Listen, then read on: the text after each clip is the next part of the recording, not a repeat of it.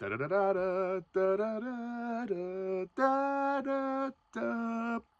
my fellow YouTubers and subscribers. Welcome to my latest movie review, where today I review X2, otherwise known as X-Men 2. Sorry, I'll do the 2 this way. It's a bit more polite. So X2, or X-Men 2, or X2 X-Men United, as some countries call it. I'm just going to call it X2 because it's nice and simple that way. So this movie is, once again, directed by Bryan, who directed the first film. Stars pretty much the same cast as the first film, plus more. Released in 2003, 3 years after the original. When an anti-mutant Colonel William Stryker kidnaps Professor X and attacks his school, the X-Men must ally with their arch-enemy Magneto to stop him. Kind of adding to that, William Stryker wants to steal parts of Cerebro to rebuild it in his facility in Alkali Lake and trick Professor Xavier with his illusionist son, Jason Stryker, into killing all of the mutants with Cerebro. Really quite clever. And then Magneto has his own agenda by using Mystique to manipulate Xavier within the illusion to then try and kill the humans. Meanwhile, Logan is on the track to rebuilding his memory. He is going to Alkali Lake, which is conveniently where he got his metal claws. And he's trying to put the pieces back together and work out his connection to William Stryker and try to make sense of who he really is. And as well as that, you have also Rogue from the first film. She is now in a relationship with Bobby, who is Iceman, who gets a lot more to do in this movie, and they're trying to work out how best to figure out their relationship with Rogue's mutation, obviously being so deadly. And also the character of Nightcrawler, who is being used by Stryker to attack the president, and then he falls into the hands of the X-Men, and we realize that he is a man of faith, and he's not actually a killer. And then we've got Jean Grey, whose Phoenix powers are coming into fruition. There is a lot going on in this movie, so if I go any further, I think it'll be too much to explain. Well, I've got to say one word. Bravo. Bravo, Bryan and everyone involved. This movie is absolutely fantastic. This is maybe my favorite of the series. It's that good. X-Men 2 is an example of a sequel that takes everything from the first one, turns it up to 11 in the best way possible. This movie is just incredible. I love this film so much. The only criticism of this film, the one flaw that I have with it, is Scott, Cyclops, who was in the first film. He's technically the leader of the X-Men in the comics, but in the movies they do sideline him, and this is the beginning of where they sideline him. He appears briefly in the beginning, and then he appears briefly in the end. Then in the middle chunk, he's very absent from this film, which is a real shame, and I think his presence could have been utilized a bit more, but there was a lot else going on, so I could understand why his screen time was reduced. It's not quite as wasted as X-Men 3, but we'll get to that one next time. But once again, the story and the plot is just fantastic. I love the stories of these X-Men films. Once again, it's a perfect continuation of the arguments and the issues raised in the first film. It was about, you know, discrimination, prejudice, racism, and now we have another guy, William Stryker, with his angle of the conflict. And his son is a mutant and is an illusionist, and because of the torment of the son's condition, his wife killed herself. There's a lot of baggage there and a lot of drama, so you can't totally understand why William Stryker hates mutations, and he hates Xavier because Xavier wasn't able to help. And I love the whole angle of Stryker's plan, which is using Cerebro to manipulate Xavier with illusions to kill the mutants. That is so clever beyond belief. The writing of this film is so good. The plot sticks together like glue. It is one of the best plots of the series. It just flows from beginning to end. Absolutely fantastic story. And again, I love all of the issues raised with all of the characters. I like the Rogue stuff as well. Rogue isn't as good as she is in the first film, but I like the angle that she's in a relationship now with someone. She is getting closer to another boyfriend, and they're trying to make it work. You know, Bobby, Iceman, he still loves her, and they're trying to find a way to make things work. And given what happened in the first film with her ex-boyfriend, you know, she's obviously very reluctant. She doesn't want to hurt him. But I like their dynamic. It's a shame that in X-Men 3 they kind of boycott this, but we'll talk about that next time. The character of Pyro is one of the more interesting characters in this film as well. He's someone who is quite rebellious. He's a bit of a show-off, and he can manipulate fire. He's very reckless, and there's that amazing moment where he actually burns the police cars and tries to destroy the police. And then he is kind of swayed by Magneto to choose a side.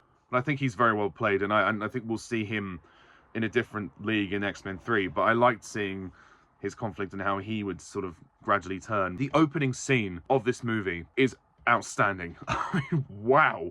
Wow. The Nightcrawler's attack on the White House is just so good. And I know they played that Mozart track with it as well, but it's so epic. And I went to see this on the big screen because they re-released the first one recently, so I decided to see this one as well. That whole sequence, my jaw was dropped. Wow, it has always been amazing. That is an amazing feat of visual effects. The visual effects in this one are so much better than the first one, and have aged so much better than the first one. That amazing slow motion shot of him teleporting and kicking and punching all of the people, and as he tries to go for the president, that just blows me away every time I see that. That is superb.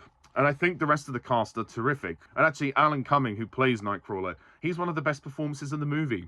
He does an amazing German accent, and I like the character because we think, okay, he's this cold-blooded killer who tries to kill the president, but he's totally been used, and he's actually a man of faith. He's someone who doesn't really believe in all that stuff. So I think there's a great contrast there, and I really wish Alan Cumming had returned for the third film, but he didn't want to come back because of all the prosthetics and the makeup taking so long. And if you're a fan of the comics, you'll know that Mystique and Nightcrawler are actually mother and son. They do kind of pay a little bit of homage to this. There's a moment where they do interact very briefly. It's not mentioned that they're mother and son, but the fans will pick up on it. It's a nice little Easter egg that works very well. Once again, Hugh Jackman is incredible as Logan in this film, as Wolverine. He's very good. And I think he's funnier in this one. He gets a few more funnier lines. And I love seeing him put the pieces back together of his life and his past. And when he gets to the lab at Alkali Lake, we finally discover exactly what happened with Stryker. So you don't need to watch X-Men Origins Wolverine. You can just watch this film. And he has an incredible fight scene with Lady Deathstrike, who is essentially the female version of him, in which Stryker has created since Logan escaped after he got his metal claws. And their fight is absolutely incredible. It really is. I mean, Deathstrike doesn't say an awful lot in the movie. I think she has like 1 or 2 lines, but she's such a presence. And again, in that fight, she's just amazing. Patrick Stewart and Ian McKellan, once again, fabulous as, Magneto and Xavier. And it's interesting how the team have to work with Magneto in this one to defeat Strikers, and he was obviously their enemy in the first movie. So there's definitely still a lot of conflict and a lot of baggage there, but I like that. And I do like the moment where he says to Rogue, "I love what you've done with your hair," ooh, which is very tense. So the dynamics are kind of different in this one. Rebecca Romaijn is back as Mystique. She's really good in this film, and I think this might be my favorite performance of Rebecca Romaijn. Sadly, in the next one, she's a bit wasted, but in this one, we get to see her do quite a lot, especially when she helps Magneto break out of prison by very cleverly injecting iron into the prison guard, and then Magneto extracts the iron and uses that to escape from the prison. That's remarkably clever, and how it doesn't affect the metal detectors. It's one of those amazing bits of writing that I just find incredibly brilliant. It might be a little far-fetched for some people, but I think for this film, it's very believable, and it works, because how else do you escape from a plastic prison? I love the moment where she goes into Alkali Lake disguised as Wolverine and attempts to hand herself in as Wolverine, and Stryker knows it's not him, and then she kicks the shit out of all of them and gives them the finger. And then manages to open the spillway and everything. That's great. Mystique is awesome in this one. Though there is that weird scene where she just randomly comes onto Logan. I mean, okay, that sort of comes out of nowhere, but whatever. They had to have a sexy scene in there somewhere. But I'll let it go, because the rest of the film is fantastic, but we probably didn't need that scene. Brian Cox deserves a mention as William Stryker. His performance is amazing, and he's a great dramatic actor, and I really like his dynamic with all of the characters. He's quite a centerpiece of the movie, but his dynamic with like Wolverine, Xavier, Magneto, it's incredible. And I think when he meets his grisly end, it's certainly made it worth it. And the fact that he exploits his own son as well, I mean, and he feels kind of disconnected from his own son because his son is a mutant. Famke Janssen as Jean Grey. She's good. I'd say she's a bit better than she is in the first one. She gets a bit more to do, and we sort of see her powers are starting to become a bit more unstable. The end of the movie is incredibly powerful, where she chooses to sacrifice herself and save all of them, because she knows that the place is going to blow.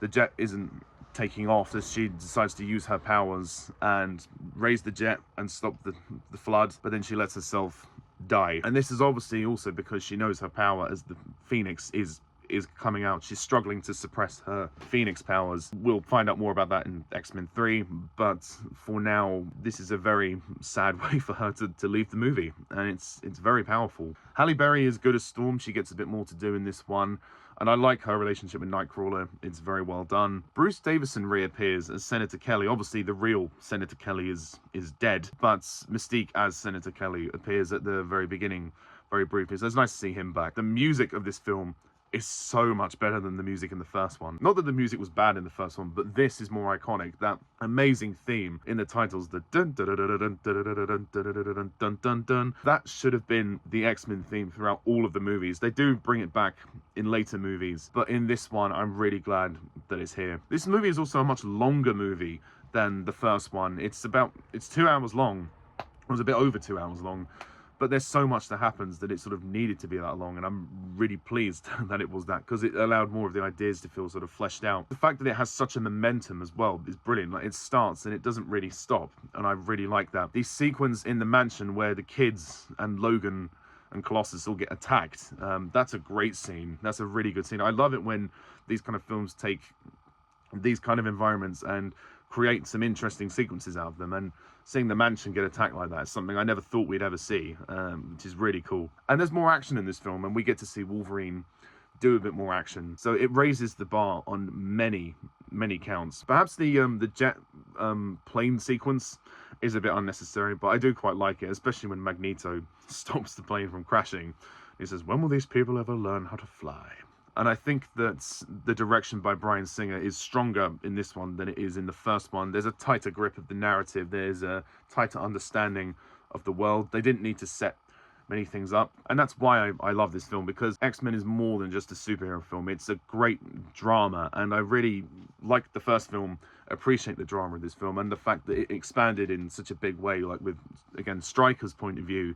Without William Stryker, this film would be nothing. It really would. So I'm pleased to say that X2 is an amazing film, really good. Like I said, I wish Cyclops was in it a bit more, but aside from that, I love this film. I really do. Oh, the other thing to say is that Wolverine and Jean are seeming to get a little bit closer in this one, and we'll obviously try to, they tried to develop a bit of a romance going forward, but, well, we'll see how that works out. And I think there's more humor in this film. Like, I love the part when Bobby says, "This is Professor Logan." What exactly are you a professor of, Mr. Logan? Art. That's great. And when the cat is licking his claws, oh, that's amazing. Yeah, what a wonderfully written film. Very clever, emotionally powerful at the end. Brilliant story. This is what an X-Men movie should be, which is why it easily gets a 10 out of 10 from me.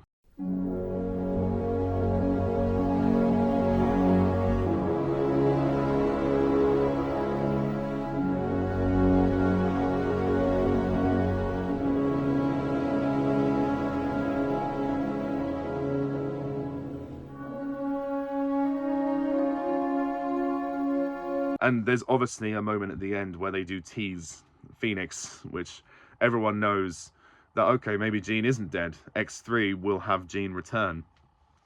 So, that's my review of X2. What do you think? Please comment down below, let me know. And stay tuned next time when I review X-Men 3, The Last Stand, which I will be going to watch again in the cinema tonight at the time of recording. So until then, thank you all for watching. Please hit the like and subscribe button. And until next time, I'm Pajak's Perspective.